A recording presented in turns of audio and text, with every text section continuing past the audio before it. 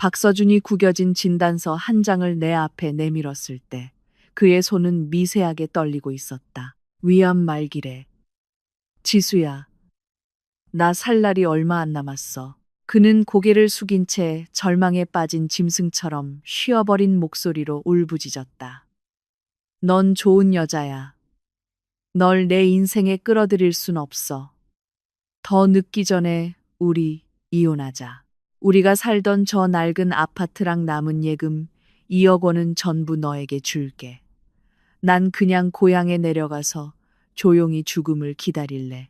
만약 30분 전 내가 침실에 숨겨진 공간에서 그가 감춰둔 비행기 티켓과 혼인 건강 검진 보고서를 발견하지 못했다면 나는 그의 지극한 사랑 연기에 감쪽같이 속아 넘어갔을 것이다. 그 건강 검진 보고서의 주인공은 그와 최윤아였다.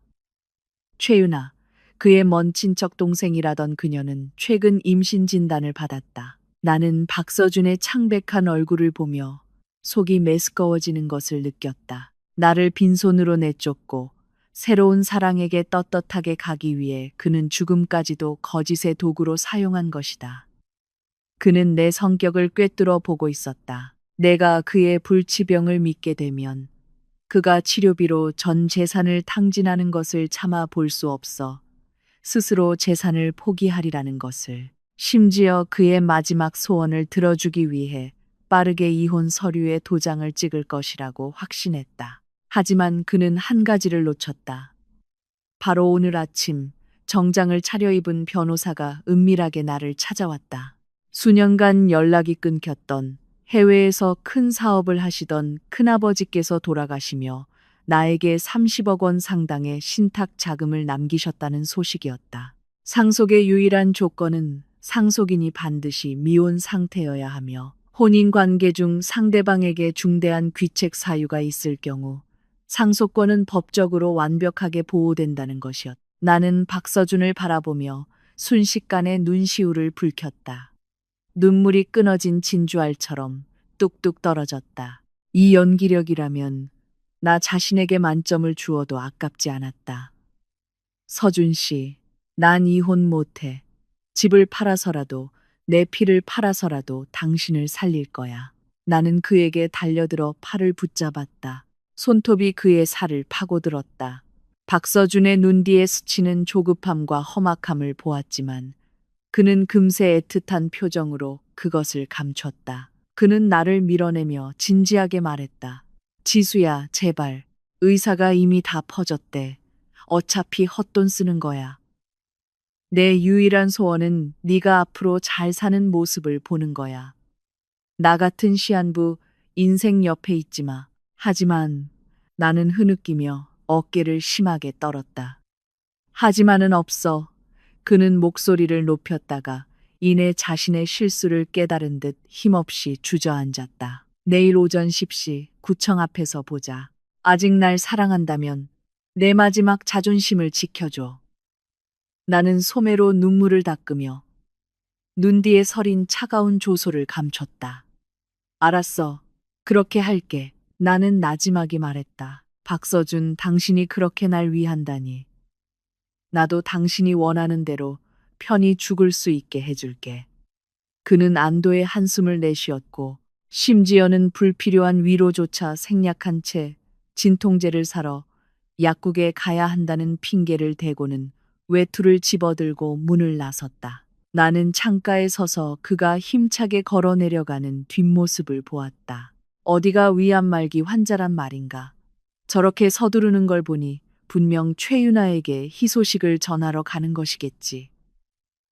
나는 휴대폰을 꺼내 변호사에게 전화를 걸었다. 김 변호사님, 내일 오전 10시 반까지 모든 자산 인수 서류를 준비해 주세요. 이혼 신고를 마칠 겁니다. 전화를 끊고 나는 거울 속 창백하지만 강렬한 눈빛을 한 나 자신을 바라보았다. 박서준, 이 연극 이왕 시작한 거 아주 크게 한번 해보자. 당신은 당신의 자유와 새로운 삶을 원했지. 그리고 나는 나의 30억 원과 당신의 남은 인생이 완전히 재기불능이 되는 것을 원하니까. 다음 날 오전 9시 50분. 나는 정확한 시간에 구청 앞에 도착했다. 박서준은 나보다 먼저 와 있었다. 그는 일부러 헐렁한 회색 후드티를 입고 있었고 안색은 어젯밤보다 더 누렇게 떠 있었다. 심지어 턱에는 수염까지 지저분하게 자라 있었다. 그는 가로등을 붙잡고 허리를 숙인 채 격렬하게 기침을 했다. 기침 한 번에 심장이 찢어질 듯했다. 서준 씨, 괜찮아요? 나는 빠르게 다가가 그의 팔을 부축하며 완벽하게 떨리는 목소리를 연기했다. 그는 내 손길을 슬쩍 피하며 주머니에서 구겨진 휴지를 꺼내 입을 막았다. 괜찮아. 방금 피를 좀 토해서 좀 쉬면 나아져. 지수야, 서류는 다 가져왔지.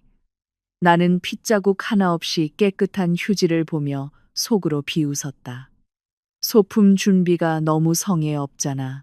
하지만 그의 눈에 담긴 간절한 만큼은 진짜였다. 나라는 걸림돌을 당장이라도 치워버리고 싶어 안달이 난 듯했다.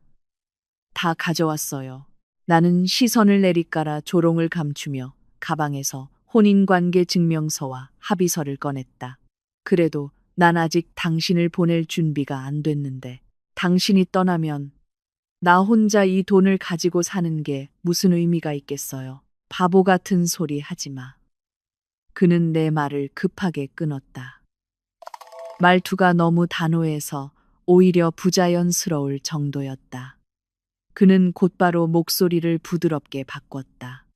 착하지. 그 돈 잘 가지고 있어. 내가 너에게 남겨줄 수 있는 유일한 보장이야. 서두르자. 곧 주치의 선생님이 링거 맞으러 오라고 하셨어. 나는 순순히 고개를 끄덕이며 그를 따라 민원실로 들어갔다. 절차는 놀라울 만큼 순조로웠다. 박서준은 서명할 때 종이 위를 스치는 펜 소리가 유난히 경쾌하게 들렸다. 그의 손은 더 이상 떨리지 않았고 지장을 찍을 때는 오히려 후련함이 느껴지는 힘이 실려 있었다. 마침내 2개의 이혼 확인서가 우리 앞에 놓이자 박서준은 그중 하나를 낚아채듯 집어 주머니에 쑤셔 넣었다. 그 동작이 너무 빨라 잔상이 보일 정도였다.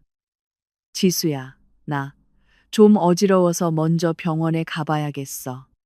넌 택시 타고 조심해서 가. 그는 이 말만 남기고는 제대로 된 작별 인사조차 생략한 채 밖으로 향했다. 그의 걸음은 처음에는 병든 사람처럼 느릿했지만 문턱을 넘어서는 순간 허리가 꼿꼿하게 펴졌다.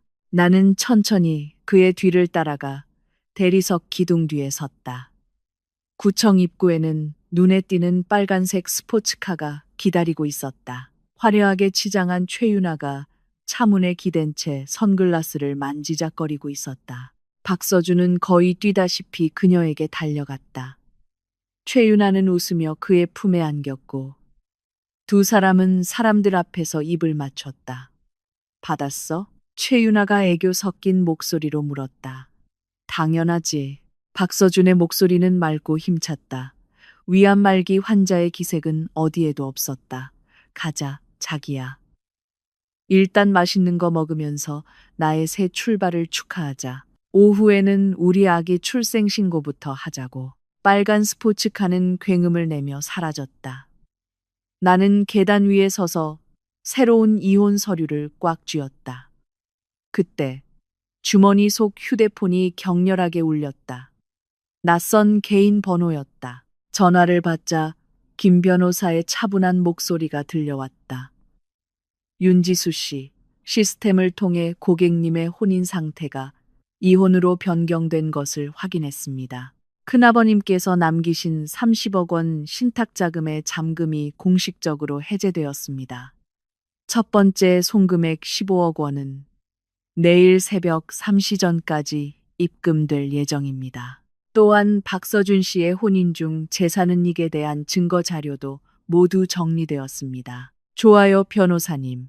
나는 스포츠카가 사라진 방향을 보며 마침내 잔인한 미소를 지었다. 증거는 일단 가지고 계세요. 그가 새 여자와 혼인 신고를 마칠 때 최고의 결혼 선물을 보내줘야죠. 새벽 3시 휴대폰 화면이 갑자기 밝아졌다. 나는 잠들지 않았다. 옷도 갈아입지 않은 채 거실 소파에 조용히 앉아 창밖에 네온사인이 하나둘 꺼지는 것을 지켜보았다. 마침내 약속된 입금 알림 문자가 도착했다. 고객님의 계좌칠 1702에 1,500원이 입금되었습니다. 어둠 속에서 유난히 길게 느껴지는 영의 행렬이 눈부셨다. 나는 긴 한숨을 내쉬었다. 지난 3년간 마음을 짓누르던 억울함이 이 순간 완전히 사라졌다. 아침 8시 초인종이 울렸다. 나는 김 변호사가 서류를 가져온 줄 알고 문을 열었지만 문 앞에는 박서준이 서 있었다. 그는 말끔한 네이비색 정장을 차려입고 머리는 한 올에 흐트러짐 없이 빗어 넘겼으며 심지어 옅은 향수까지 뿌린 상태였다. 그의 손에는 빈 약봉투가 들려 있었지만 얼굴에는 애써 감추려 해도 새어나오는 희색이 만연했다. 지수야, 나 물건 좀 챙기러 왔어. 그는 신발도 벗지 않은 채 어제 내가 막 닦아놓은 바닥을 밟고 들어섰다. 나는 차갑게 그를 쳐다봤다. 고향 내려가서 죽는다더니 의학적 기적이 일어났나 봐요. 박서준의 동작이 순간 굳었지만 그는 아무렇지 않은 척 정수기로 가물을 따르며 변명했다. 주치의가 내 경우가 아주 드문 케이스래. 긍정적인 마음 덕분인지 기적적으로 수치가 안정됐다고 하더라고. 아무튼 의사가 환경을 바꿔보는 게 좋다고 해서 이 집은 부동산에 내놨어. 며칠 뒤면 집 보러 사람들 올 테니 너도 빨리 이사 갈 준비해. 나는 충격을 받았다. 이 집은 우리가 결혼할 때 우리 부모님이 대출금의 대부분을 내주신 집이었다. 비록 명의는 공동이었지만 이혼 합의서에 그는 자신이 시한부라는 점을 이용해 치료비 보전 명목으로 내가 자발적으로 소유권을 포기한다는 조항에 서명하도록 나를 속였다. 박서준, 일주일도 못 기다리겠어요? 나는 절망적인 목소리로 그를 쏘아붙였다. 너도 알잖아. 치료받고 약 먹는 거 어느 것 하나 돈 안 드는 게 없어. 그는 고개를 돌렸다. 그의 눈에는 어제의 애틋함은 온데간데 없고 냉혹한 계산만이 남아 있었다. 고맙게도 유나가 외국에 있는 요양원을 알아봐 줬어. 빨리 집 팔아서 가야 해. 지수야, 사람은 더 높은 곳을 봐야지. 날 원망하지 마. 이게 운명이야. 그가 말하는 동안 휴대폰이 울렸다. 그는 액정을 보더니 순식간에 표정이 부드러워지며 심지어 비굴해지기까지 했다. 유나야. 응. 나 지금 짐 정리하고 있어. 걱정 마. 오후 2시에 구청 앞에서 꼭 만나. 오늘 무조건 혼인신고할 거야. 아, 그 아줌마. 당연히 처리했지. 화내지 마. 아기한테 안 좋아. 전화를 끊고 그는 나를 쳐다보았다. 이제는 연기할 필요조차 없다는 듯이 말했다. 들었지, 지수야. 솔직히 말할게. 나 암 아니야. 그 진단서 포토샵으로 만든 거야. 그는 비웃으며 말했다. 유나는 내 아들을 가졌어. 그녀의 아버지는 큰 사업을 하시고 그분들이 내 인생을 바꿔줄 거야. 너처럼 집에서 밥하고 빨래만 하는 여자는 지금의 나에게 어울리지 않아. 부부였던 정을 생각해서 이 500만 원 받고 이사가. 그는 가방에서 현금 다발을 꺼내 거실 테이블 위에 경멸적으로 던졌다. 마치 거지를 적선하듯. 나는 그 500만 원과 그의 소인배 같은 얼굴을 번갈아 보다가 웃음이 터져 나왔다. 박서준, 지금 이 순간에 나와 완전히 연을 끊는 게 확실해요? 나는 휴대폰을 만지작거리며 나지막이 물었다. 그럼 뭐 명절이라도 같이 쇠랴. 그는 나를 흘겨보더니 값비싼 양주가 든 쇼핑백을 들고 나가려 했다. 앞으로 전화하지 마. 재수 없으니까. 쾅! 문이 세차게 닫혔다. 나는 그 500만 원을 집어 쓰레기통에 던져버리고 김 변호사에게 전화를 걸었다. 변호사님, 그가 그렇게 결혼을 서두르니 하게 두세요. 그리고 서울에서 가장 비싸고 눈에 잘 띄는 단독 빌라를 하나 알아봐 주세요. 비싸고 화려할수록 좋습니다. 박서준이 떠난 지 2시간도 채 되지 않아 내 카카오톡이 폭발했다. 반년 동안 잠잠했던 그의 SNS 계정이 갑자기 살아나 9장의 사진을 연달아 올렸다. 중앙에는 붉은색의 혼인관계 증명서가 있었고 그 주위로는 고급 레스토랑의 스테이크, 샴페인 잔, 그리고 선명한 혼전 건강 검진 결과서가 배치되어 있었다. 게시글의 내용은 가슴을 후벼 팠다. 악몽을 끝내고 새로운 삶을 시작하며 모든 시련에 감사한다. 누가 진정한 사랑인지 깨닫게 해주었기에 남은 인생, 나와 우리 아기는 오직 당신만을 위해 살게. 최유나, 내 사랑, 그리고 첫 번째 댓글은 그가 스스로 단 것이었다. 병이 나으니 애군도 사라지는구나. 역시 사람은 부정적인 사람을 멀리해야 해. 나는 그 건강검진 결과서를 클릭했다. 날짜가 1달 전이었다. 즉, 그가 내 앞에서 피를 토하는 신욕을 하며 이혼해달라고 애원할 때 그는 이미 최은하의 손을 잡고 부잣집 사위가 되기 위한 건강검진을 받고 있었던 것이다. 나는 그가 최은하 앞에서 나를 어떻게 묘사했을지 상상할 수 있었다.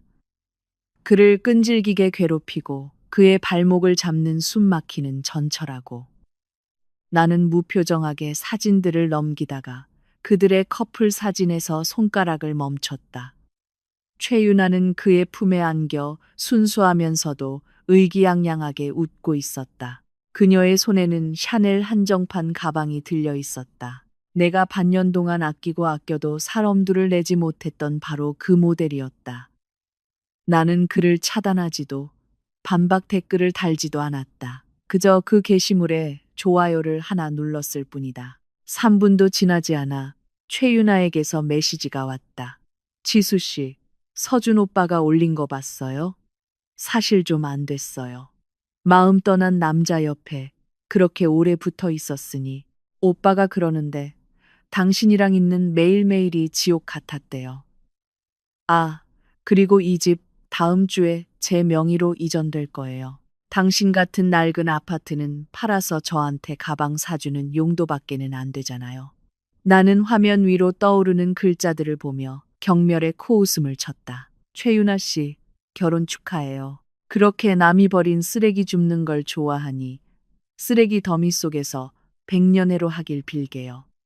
아, 그리고 박서준 씨에게 전해주세요. 의학적 기적 같은 건 하늘이 다 지켜보고 있다고요. 메시지를 보내고 나는 바로 그녀를 차단했다. 곧바로 나는 서울 최고의 포장이사 업체에 연락했다. 2시간 안에 내 모든 개인 물품을 옮기고 남은 가구와 가전제품은 모두 고물상에 넘기라고 했다. 하나도 남김없이요. 종이 한 장도 새 주인에게 남기지 마세요. 내가 가방을 들고 집을 나설 때 차키를 가지러 돌아온 박서준과 마주쳤다. 그는 이삿짐 센터 직원들이 분주하게 움직이는 것을 보고는 처음엔 놀라더니 이내 비웃음을 터뜨렸다. 윤지수, 동작 한 번 빠르네. 벌써 어느 달동네 단칸방으로 이사 가려고? 그 500만 원 아꼈어. 나중에 또 돈 빌리러 오지 말고.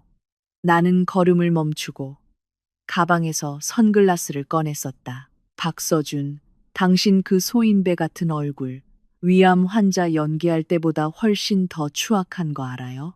나는 그를 지나치며 귓가에 나지막이 속삭였다.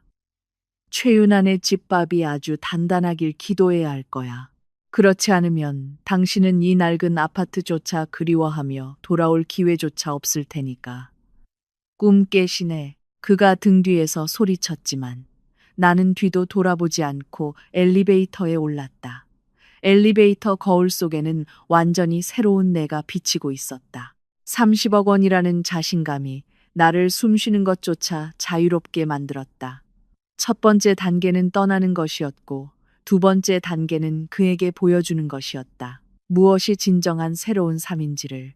낡은 집에서 나온 지 사흘째 되던 날 나는 서울 최고급 쇼핑몰인 더 현대 서울의 VVIP 라운지에서 자선 파티에 입고 갈 드레스를 고르고 있었다. 이 쇼핑몰은 회원 초청제로 운영되며 내가 막 발급받은 블랙카드는 모든 직원이 내게 고개를 숙이게 하기에 충분했다. 내가 쇼윈도에 걸린 1억 원짜리 그라데이션 드레스를 가리키고 있을 때 등 뒤에서 날카롭고 익숙한 비웃음이 들려왔다. 어머, 이거 전세 언니 아니야? 여기서 아르바이트라도 하는 거야. 아니면 허세 부리러 구경 온 건가? 돌아보니 최윤아가 박서준의 팔짱을 낀 채 경멸적인 표정으로 나를 훑어보고 있었다. 박서준은 몸에 맞지 않는 슬림핏 정장을 입고 손에는 할인 시즌에 산 쇼핑백 몇 개를 들고 있었다. 나를 보는 그의 눈빛은 우월감에 가득 차 있었다. 지수야, 여긴 네가 올 곳이 아니야. 박서준이 딱딱한 말투로 말했다. 여기 옷 한 벌이 내 반년치 월급이야. 정말 돈 없으면 나한테 말해. 20만 원이라도 보내줄 테니 맛있는 거나 사 먹고 여기서 창피당하지 마. 최윤아는 입을 가리고 킥킥 웃으며 손에 든 에르메스 입문용 가방을 흔들어 보였다. 서준 오빠, 그렇게 말하지 마. 이 언니도 돈 많은 남자 하나 물어보려고 온 걸지도 모르잖아. 근데 지수 씨, 당신처럼 이혼하고 집안도 별 볼 일 없는 아줌마는 기껏해야 건물 경비원이나 만날 수 있을걸. 이 드레스, 당신은 만져볼 자격도 없어. 그녀는 거만하게 옆에 있던 직원에게 손짓했다. 저기요, 그 드레스, 이리 줘봐요. 아버지 친구분 파티에 가야 하거든요. 직원은 난처한 표정으로 나와 최윤아를 번갈아 보더니 정중하게 거절했다. 죄송합니다, 손님. 이 환몽 시리즈는 전 세계에 3벌만 한정 생산된 제품으로 현재 이쪽 윤지수 고객님께서 구매하시기로 예약하셨습니다. 지금 재단사분을 기다리는 중입니다. 공기가 순간 얼어붙었다. 박서준은 말도 안 되는 소리를 들었다는 듯이 한 걸음 다가왔다. 무슨 소리 하는 거야? 이 여자가 예약을 해? 뭘로? 그 위자료 몇 푼으로? 그는 나를 노려보며 목소리를 낮춰 소리쳤다. 윤지수, 너 미쳤어. 그깟 자존심 때문에 여기서 연극하는 거야. 이 드레스가 얼마인지 알아? 1억이야, 1억.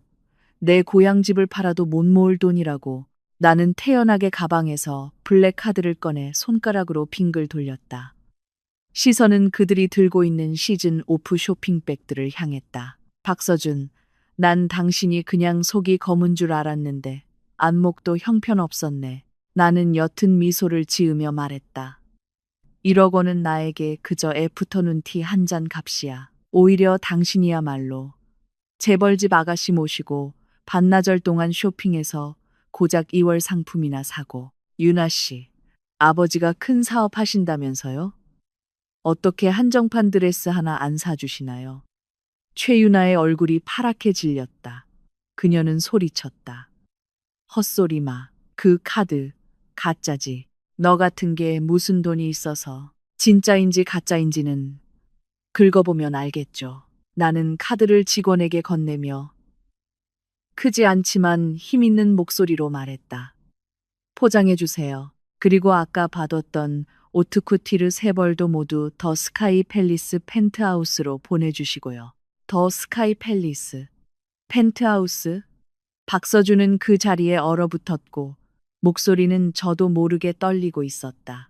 그곳은 서울에서 가장 비싼 주상복합으로 우리가 살던 낡은 아파트의 수십 배 가격이었다. 나는 직원이 공손하게 돌려주는 카드를 받아들고 박서준의 귓가에 속삭였다. 박서준, 당신이 그렇게 벗어나고 싶어 했던 그 계층. 난 이미 꼭대기에서 당신을 기다리고 있어. 힘내. 당신의 재벌 사위 꿈이 너무 빨리 깨지지 않게. 사흘 후, 더 스카이 팰리스의 분양 사무소. 나는 VIP 상담실에 앉아 김 변호사가 준비해준 부동산 소유권 확인서를 보고 있었다.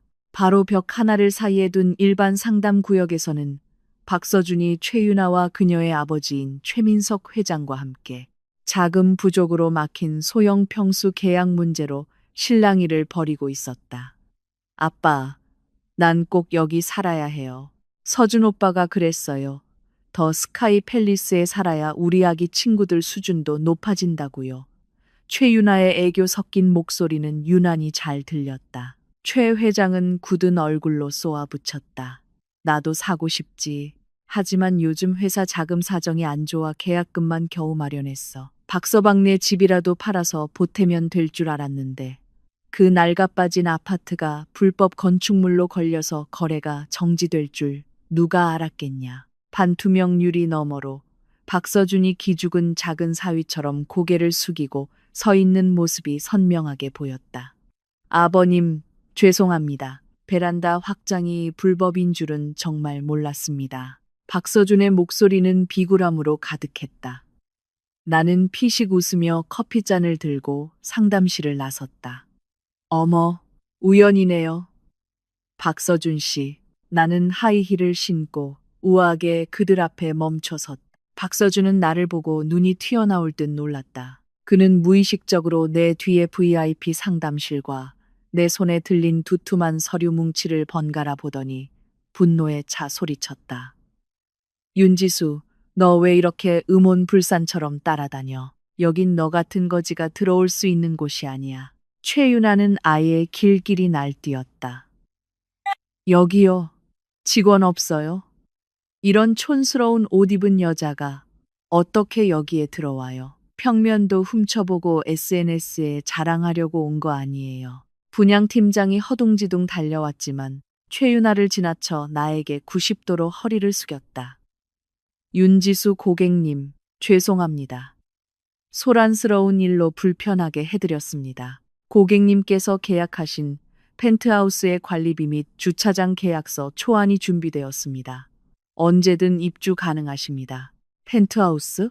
최 회장이 되물었다. 그는 팀장을 돌아보며 말했다. 확실합니까? 그 집은 50억 원짜리인데 나도 쉽게 결정 못할 금액이요.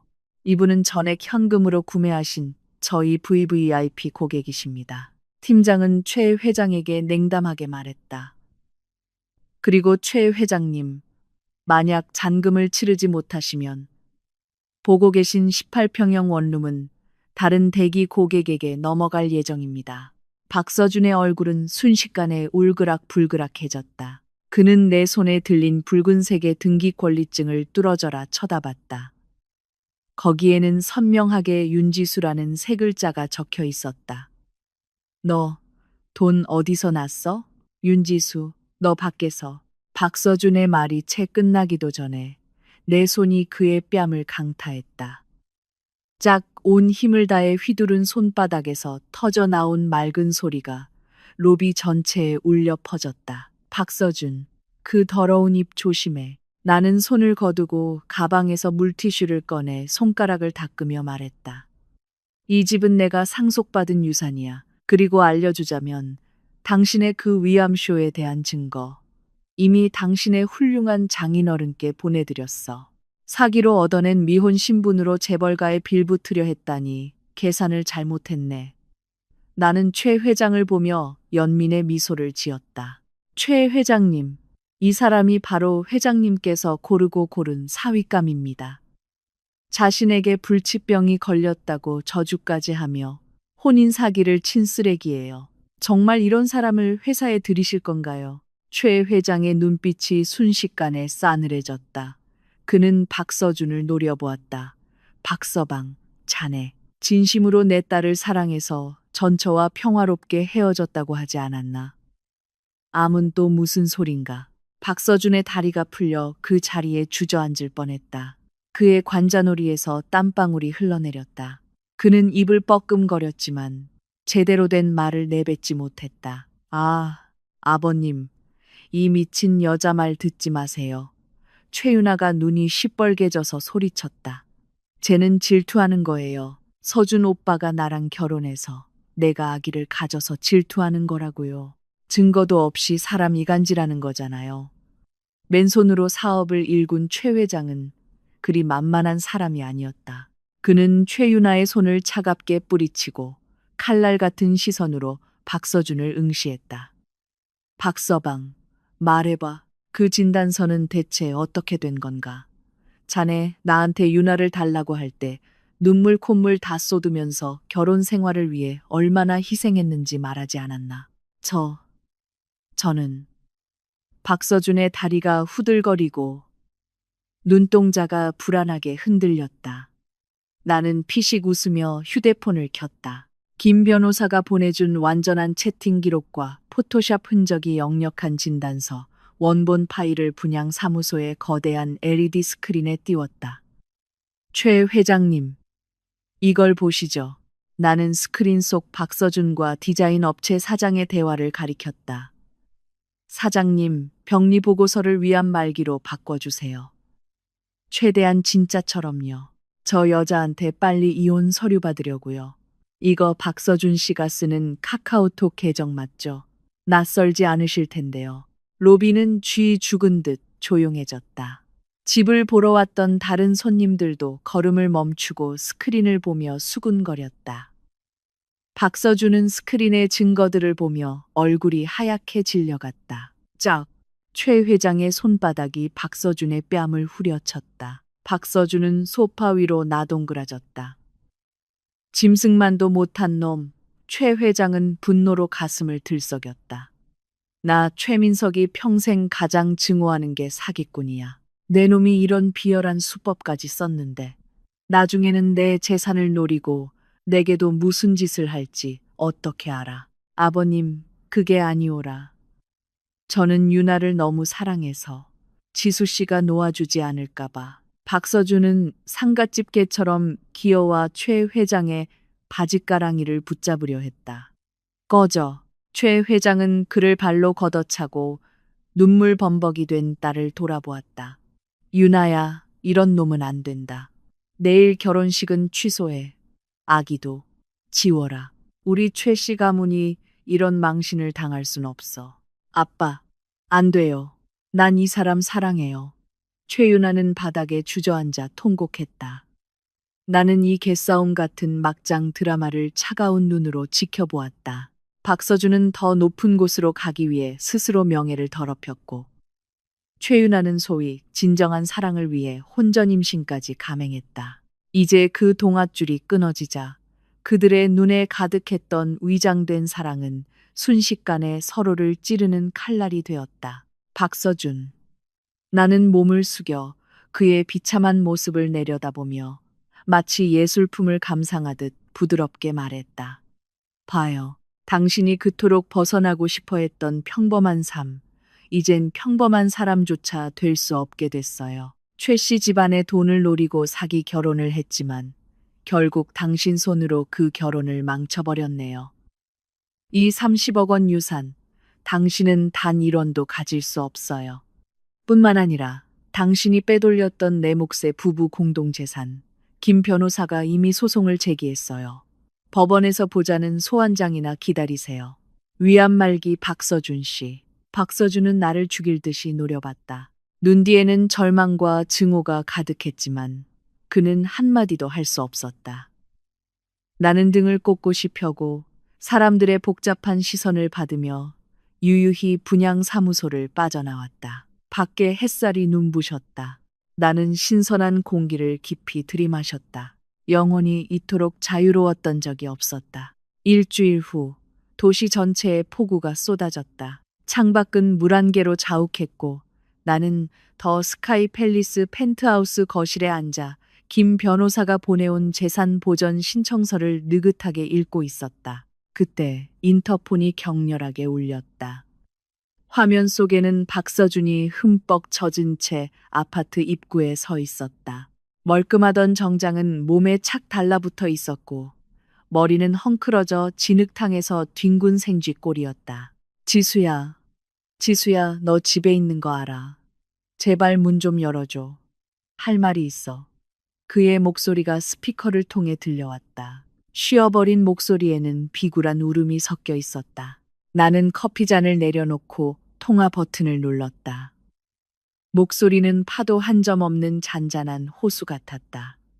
박서준 씨, 고급 아파트 무단 침입은 불법이에요. 경비원이 당신을 쫓아내지 않은 것만으로도 당신의 예전 얼굴값은 한 셈이네요. 지수야, 내가 잘못했어. 정말 잘못했어. 박서준은 카메라를 향해 무릎을 꿇었다. 그의 무릎이 단단한 대리석 바닥에 부딪히며 둔탁한 소리를 냈다.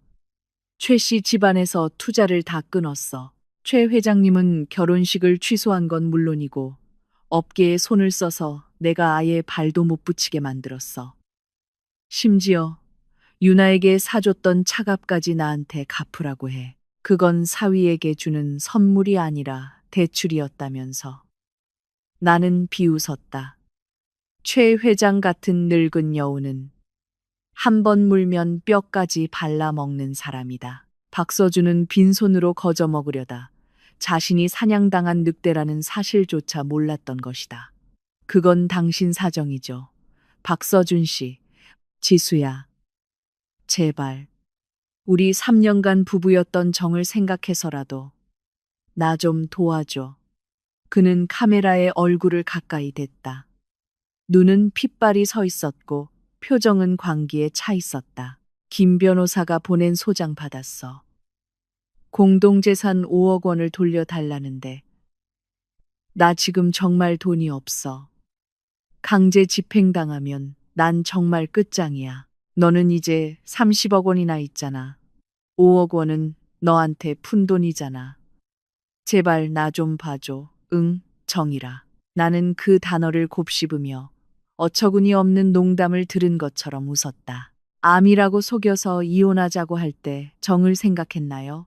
최윤아랑 SNS에서 날 재수없는 애군이라고 조롱할 때 정을 생각했냐고요? 박서준, 암은 나았다면서 머리까지 어떻게 된 거 아니에요? 내가 소송만 취하해주고 빚 갚는 것만 도와준다면 내가 당장 돌아가서 널 모실게. 이혼 안 해. 우리 다시 재결합하자. 그의 말투는 다급했다. 마치 나에게 엄청난 은혜를 베푸는 것처럼. 내 마음속에 아직 내가 있다는 거 알아. 그렇지 않았다면 그날 분양 사무소에 오지도 않았을 거야. 우리가 다시 합치면 그 30억 원은 우리 둘의 것이 되는 거야. 우린 다시 시작할 수 있어. 내가 평생 너한테 잘할게. 나는 더 이상 듣고 있을 수 없었다. 인터폰에 대고 나지막이 한 글자를 뱉었다. 꺼져. 마지막으로 나는 관리사무소에 전화를 걸었다. 여기 일동 입구에 정신이 불안정해 보이는 외부인이 입주민을 괴롭히고 있어요.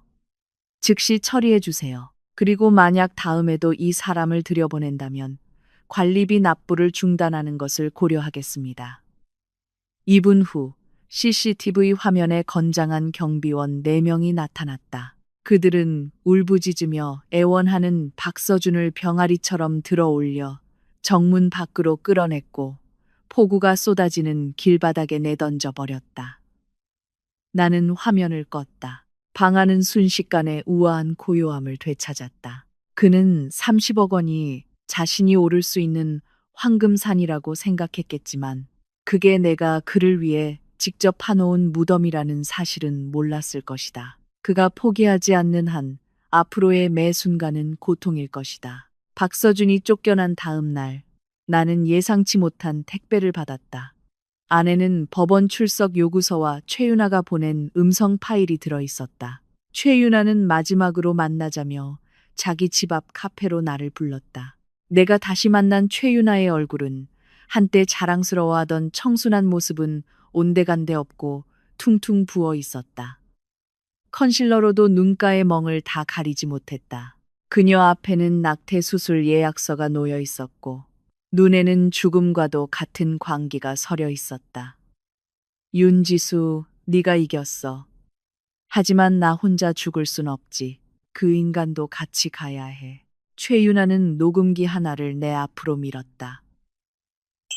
그녀의 손은 심하게 떨리고 있었다. 이건 박서준이 나랑 있을 때 그 가짜 진단서를 어떻게 조작했는지, 그리고 이혼 후에 소송을 통해 네가 상속받을 유산을 어떻게 나눠 가질 계획이었는지 직접 말한 녹음이야. 나는 눈썹을 치켜 올렸지만 아무 말도 하지 않았다.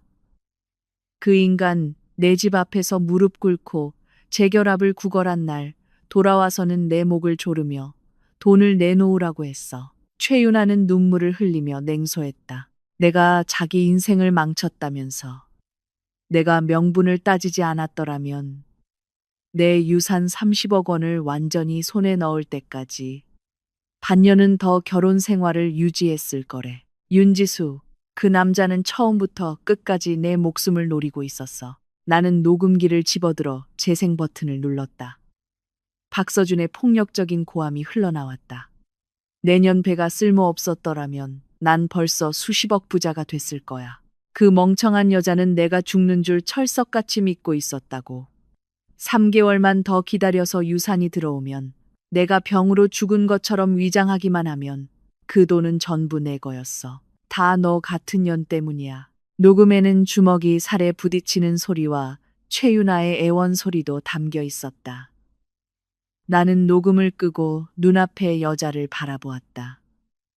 어떤 동정심도 들지 않았다. 최윤아, 이걸 나에게 주는 이유가 뭐지? 내가 당신을 용서해 주길 바라는 건가? 아니면 내 손을 빌려 그를 제거하고 싶은 건가? 내가 차분하게 묻자 그녀는 말했다. 그 인간이 날 빚쟁이에게 팔아넘기려고 해. 난 이제 살 길이 없어. 최윤아는 가방에서 사진 몇 장을 더 꺼냈다. 박서준이 회사 공금을 횡령하고 회사 직인을 위조한 증거들이었다. 이 정도면 그 인간 감방에 보내기 충분하지. 그놈만 들어가면 내 빚을 독촉할 사람도 없어. 우리 아빠도 다시 날 받아줄 거고. 윤지수, 이번 한 번만 날 도와줘. 내가 법정에서 증언할게. 바로 그때 카페 문이 거칠게 열리고 박서준이 미친 사람처럼 뛰어들어왔다. 그의 손에는 과도가 들려 있었고 얼굴은 극도로 일그러져 있었다. 역시 너희 두 년이 작당하고 날 함정에 빠뜨린 거였어. 그는 최윤아를 향해 달려들었다. 칼끝이 햇빛에 차갑게 번뜩였다. 나는 움직이지 않았다. 심지어 커피잔도 내려놓지 않았다. 카페에 들어오기 전에 이미 경찰에 신고했고 김 변호사가 보낸 전문 경호원들이 창밖에 대기하고 있었기 때문이다. 박서준, 지금 당신 모습 정말 시궁창에서 밟혀 죽은 바퀴벌레 같네. 나는 순식간에 경호원들에게 제압당해 바닥에 짓눌린 박서준을 보며 자리에서 일어나 그를 내려다보았다. 그는 차가운 바닥에 얼굴이 반쯤 눌린 채 여전히 더러운 욕을 쏟아내고 있었다. 윤지수, 너 30억 있잖아. 나한테 반만 줘. 아니, 1억만 줘도 내가 사라져 줄게. 이렇게까지 잔인하게 굴면 안 되지. 우리 3년이나 같이 잤잖아. 그 3년, 걔한테 밥 준 셈 칠게. 나는 몸을 숙여 30억 원이 찍힌 계좌 잔액 화면을 그의 눈앞에서 흔들었다. 똑똑히 봐, 박서준. 이건 네가 평생 만져보지도 못할 돈이야. 넌 고작 결혼 생활을 속였다고 생각했겠지만 사실 넌 너의 유일한 구원의 기회를 잃어버린 거야. 멀리서부터 사이렌 소리가 가까워졌다. 박서준은 그 숫자를 보더니 처음에는 미친 듯이 웃다가 이내 통곡하기 시작했다. 로비에 지린내가 퍼졌다. 최윤아는 의자에 주저앉아 우는 것보다 더 보기 흉하게 웃고 있었다. 나는 카페를 나와 파란 하늘을 보며 김 변호사에게 전화를 걸었다. 증거는 모두 제출해 주세요. 그가 평생 감옥에서 나오지 못하게 할 겁니다. 3개월 후 법원의 판결문이 나왔다. 박서준은 공문서 위조, 사기, 특수상해 혐의가 모두 인정되어 징역 7년을 선고받았다. 재판 현장에서 감정을 통제하지 못하고 검사를 공격하려 했던 탓에 교도소에서의 생활은 특별히 더 혹독할 것이라고 했다. 최윤아는 증인으로 선 덕분에 기소는 면했지만 그녀의 아버지 최 회장은 가문의 명예를 지키기 위해 그녀를 강제로 해외의 외딴 요양원으로 보냈다. 치료라는 명목이었지만 사실상의 종신 감금이었다. 판결문을 받은 날 나는 교도소 면회를 갔다. 두꺼운 방탄유리 너머의 남자를 나는 거의 알아볼 수 없었다. 박서준은 삭발을 했고 한때 말끔했던 얼굴은 차게 파여 있었으며 눈빛은 흐리멍덩했다. 수인복을 입은 어깨가 가늘게 떨리고 있었다. 나를 보자마자 그는 유리에 미친 듯이 달려들었다. 야윈 손이 유리를 긁었다. 지수야, 지수야, 날 구해줘. 내가 잘못했어. 정말 잘못했어. 그는 수화기를 통해 통곡했다. 여긴 사람이 있을 곳이 못 돼. 매일 나를 때린단 말이야. 최 씨 집안에서도 사람을 보냈어. 너 30억 있잖아. 돈 써서 나 좀 꺼내줘. 내 남은 인생 너한테 개처럼 충성할게. 제발. 나는 조용히 그를 바라보았다. 마음은 죽은 호수처럼 고요했. 복수의 쾌감조차 잃지 않았다. 박서준, 이혼하기 전날 밤 기억나요? 나는 날씨 이야기를 하듯 온화하게 말했다. 당신 화장실에 숨어서 최윤아한테 카톡 보냈잖아요. 내가 당신 인생에서 만난 여자 중에 가장 멍청하고 속이기 쉬운 여자라고. 그때 당신 아주 즐거워 보였는데 그의 울음소리가 다섰다. 얼굴에는 극도의 공포가 서렸다. 사실 당신에게 꼭 해주고 싶은 말이 있었어요. 그 30억 원 신탁기금, 만약 우리가 당신이 병으로 죽을 때까지 혼인 관계를 유지했다면 유언에 따라 당신은 제1순위 상속인으로서 그중 40%를 공동으로 상속받을 수 있었어요. 나는 동공이 급격히 수축하는 그를 보며 마지막 한마디를 덧붙였다. 그러니까 12억 원. 그건 당신이 받았어야 할 위자료였는데 아쉽네요. 당신이 너무 서둘러서. 12억, 12억. 그는 중얼거리더니 이내 심장이 찢어질 듯한 절규를 토해내며 유리의 머리를 씻기 시작했다. 피가 흘러내릴 때까지 나는 수화기를 내려놓고 미쳐버린 그를 뒤로 한 채 돌아섰다. 교도소 문을 나서자 김 변호사가 검은 세단 옆에서 기다리고 있었다. 그는 내 가방을 받아들며 나지막이 물었다. 윤지수 대표님, 다음은 어디로 갈까요? 전용기 항로는 이미 신청해 두었습니다. 첫 목적지는 북유럽 오로라가 좋으시겠습니까? 아니면 남태평양 스쿠버 다이빙이 좋으시겠습니까? 공항으로 가죠. 나는 차에 올라타며 창밖으로 멀어지는 철창과 잿빛 거리를 보았다. 이 도시는 너무 답답했다. 나는 더 넓은 세상을 보고 싶었다. 차는 부드럽게 출발해 도로에 진입했다. 나는 휴대폰을 열어 지난 3년의 모든 사진과 연락처를 삭제했다. 그리고 마지막으로 SNS에 글을 하나 올렸다. 더 스카이 팰리스 꼭대기에서 도시 전체를 내려다보는 나의 뒷모습 사진 한 장. 글은 간단했다. 가벼운 배는 이미 수만 겹의 산을 지났으니 석양빛이 내 손가락 위로 쏟아졌다. 한때 거짓을 증명했던 결혼 반지는 이미 바다에 던져버린 지 오래였다. 그 자리에는 눈부신 빛을 반사하는 푸른 다이아몬드 반지가 자리하고 있었다. 30억 원은 시작일 뿐이었다.